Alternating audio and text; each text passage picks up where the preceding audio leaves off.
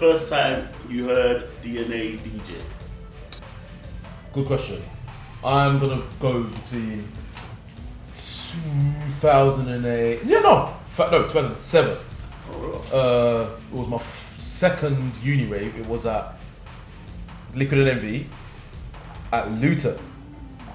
Because that's when he was doing what's called the uni theme raves with them lot. 2007. 2007. Yeah. 2007, yeah. I wasn't even touching mic them times though. I was just raving. He was a raver, yeah. Okay. Because obviously I knew DNA from the ends anyway. So I was like, obviously I was like, yo, get me in the rave kind of thing. Obviously it got me in. Yeah. But yeah, so yeah, that was the first time I seen him DJ. Okay. Boy, I'll probably say one of the uni raves then. Probably in 2007, around 2007 time. I think DNA's older than me, so that man was already in uni and that. So I used to hear CDs about DNA and stuff doing his thing. And yeah, that's when I first heard of him. And I used to go to the raves because obviously my family friend Kelsey used to do raves and stuff like that. Yeah. So I used to get a pass. I was in college, but I was in the uni rave. Okay. You get me? So I would see DNA and that them man doing their thing. So that was then. I can't be specific on what range it was, but definitely around 07, 08, them times. That's when I first got to know about him. And then that's when I first heard him. Yeah. I don't know what year, to be fair. I don't actually know what year. That's how long it's been. Yeah, it's been like years. Yeah, I don't know what year. But I do remember like a few raves in like Northampton. Okay. So yeah. Right. I don't even actually remember that, but if I come at it from a different angle, I do remember like one of our main interactions. So I think he was the first person who booked me. So he gave me my first booking in Northampton. Show me how you get down. I wanna see the migraine skank. Tell him to the migraine skank. I wanna see the migraine skank. 2 hands on the head, that's the migraine skanking. I wanna see the migraine skanking. I wanna see the migraine skanking. I wanna see the migraine. 2 hands on the head, that's the migraine skanking. And then migraine had kind of started generating some momentum in the uni circuit, and then but it wasn't necessarily out there yet, but there was a few mixtapes. So I think you and Cosmic put it on like a SoundCloud kind of mixtape. Seminar. Yeah. So it went on that, and then I think he just had a early epiphany for this is going to be big. And he hit me up. And he gave me a booking. I was thinking, I swear that. I was thinking, man, I didn't know man book you for this stuff. I said, yeah. And I remember I jumped on the train. He had a train for man, and I think hotel, and he had like £70. And these times, bruv, man are not hearing what's going on. So these times, I'm thinking, cool, because we've done the Grime thing, we've done Risky Rose, all of that, but we're not generating shows to make capital. It's just like come off the back of another artist and just see what's going on. So when he was like, yeah, I got £70, I was like, I didn't even know, I was thinking I'd get bumped. I didn't know nothing, bro. I jumped on that train, went there, and the rave was jumping. I was thinking, yeah, this is lit. Pee in my pocket, drink.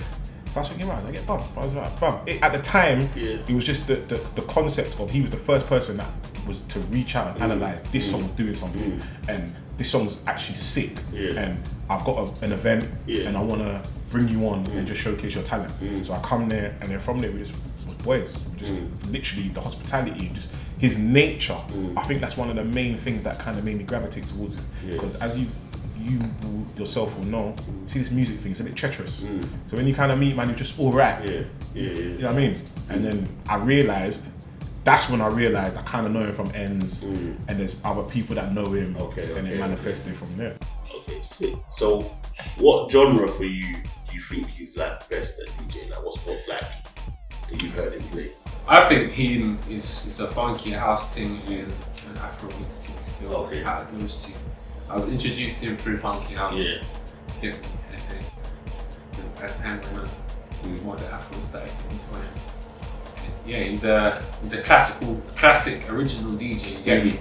Like, big up all the new school DJs, but back in the day there was a certain element about DJing that you just can't come and just be DJing. If you're clang, it's mad for you. You do certain things, it's mad for you. Nowadays you can get away with a lot of things. So I think he's a classic original DJ still. I don't know, because for me DNA is like a hybrid. So it's like he can mix like a sped up hip hop tune, but then have like a big funky tune under it. So it's like you can't bracket him. So obviously when he's playing like high life and Afrobeat, for me that's where my brain just goes to. But then I've heard him do some unorthodox mixes. But I think if I had to, I'd say the kind of that high life, that whole party, that he knows how to light the dance. Like that's one thing I'd give him. He's a selector. So a lot of DJs, quote me on this one, a lot of DJs know how to mix, but they can't select. He can actually, one, read the crowd and then build on the momentum of the crowd. So I think Afrobeats. I know he loves funky, I know he loves grime, but I personally think Afrobeats. In London, he's old school and the Afrobeat stuff. But when we're like the uni stuff, his funky ass is flawless. Funky ass. Yeah. And what do you think sets him apart from like the other DJs out there? I think it's the capacity to, number one, play to. He's got the ability to play to 10-year-old and big man, big guy. Like that's a difficult ability to, because you know some DJs they'll try and specialize in a lane that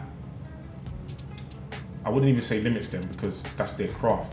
But what he's been able to do is his ability to bring everyone together is second to none. Like I've actually proved that he can literally be at a christening and it's jumping. That he can play rhythms that the kids are actually vibing to, but the parents jumping.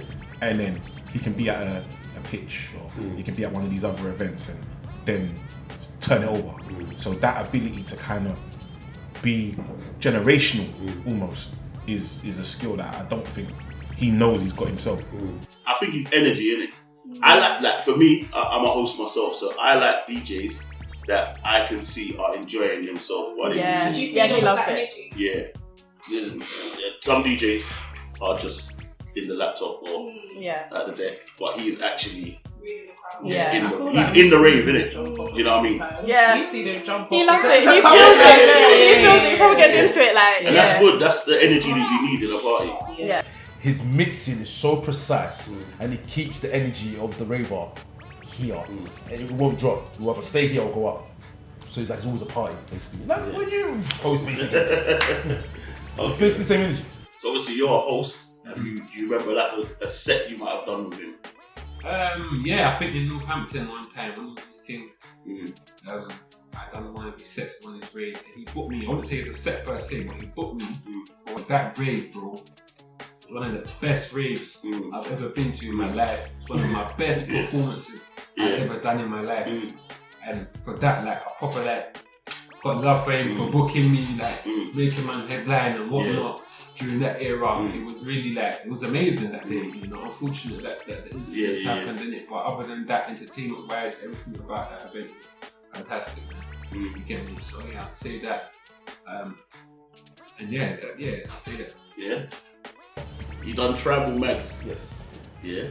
You done the song Tribal Skank? Yes. I be the tribal man, bustin' the tribal skanks. I be the tribal man, bustin' the tribal, tribal man, bustin' the tribal skanks. I be the tribal man, bustin' the tribal. How did that come about? So then it's just like, boom, I know you used to, like, I'm used to them from Graham. Like, I know you used to see Hollow That Gracious, and he used to do just a one-away track for his tape.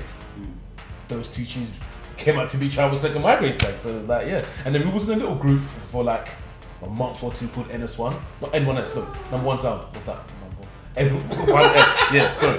But we was an N1S for a bit, I'm Magz, aka Tribal Magz, the Tribal Skanker, N1S representer. I'm doing this thing. My name is DJ DNA, N1S representer, Uni Female representer. I'm the DJ that's come off just now with a funky set, mixing Afro beats. Not forgetting Gracious Napperman K's and N1S as well. The trio team, there's nothing. Migraine Skank, watch out for that. N1S stands for number one sound. Look out for Magz, Tribal Man Skank. Look out for Gracious Napperman K, the Migraine Skank. Look out for me, DNA. I'm all over the scene, DJing like everywhere. So, just doing shows and it was lit. So yeah, if it wasn't for DNA, yeah, mate, none of those skank shoes. No travel Myth. skank or migraine skank. Nah, myth. I'll be working at Tesco, mate. Oh.